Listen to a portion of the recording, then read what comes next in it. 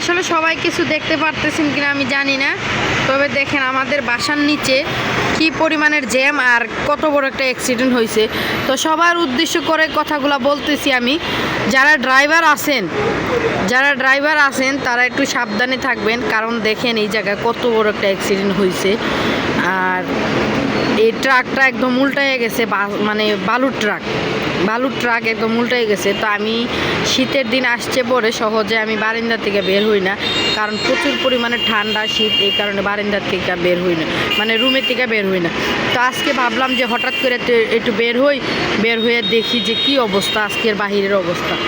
ওমা এখন বের হয়ে দেখি যে ও আল্লাহ, কত বড় একটা অ্যাক্সিডেন্ট হয়ে গেল। তো আসলে যারা ড্রাইভার আছেন তারা একটু সাবধানে থাকবেন ভাই এবং বোন, যারাই আছেন না কেন, যারা রাস্তাঘাটে গাড়িতে উঠবেন তারাও একটু সাবধানে থাকবেন। আর যারা গাড়ি চালাইবেন তাদেরকে আরও বলতেছি, তারা আপনারা একটু সাবধানের গতিতে গাড়ি চালাইবেন। দেখেন একটা অ্যাক্সিডেন্টে কতগুলা গাড়ি জ্যাম হয়ে গেছে, রাস্তাঘাট একদম ব্লক হয়ে গেছে। তো আপনারা সবসময় একটু হুঁশিয়ারে থাকবেন, সাবধানে থাকবেন, কারণ আপনাদের একটা ভুলে কতগুলা মানুষের খেসারত দিতে হইতেছে।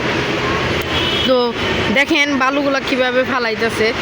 আমি ভিডিও করতাম না, কিন্তু আপনাদেরকে দেখাইতেছি যে রাস্তাঘাটে চলাফেরা করতে হলে একটু সাবধানে চলাফেরা করতে হয়। আর এই ভিডিওটা বেশি বেশি করে শেয়ার করে দিবেন, যেন সবাই দেখতে পারে, সবাই দেখে যেন কিছু শিখে যে আসলে এইখানে অ্যাক্সিডেন্ট হয়েছে, একটু সাবধানে চলাফেরা করি বা সাবধানে একটু যাই।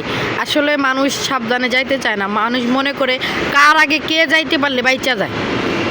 মানুষ এটা ভাবে যে কার আগে কোন গাড়িটা গেলে ভালো হয়, কোন গাড়িটা কার আগে যাইতে পারলে তার মানে ভালো, এটা ভাবে।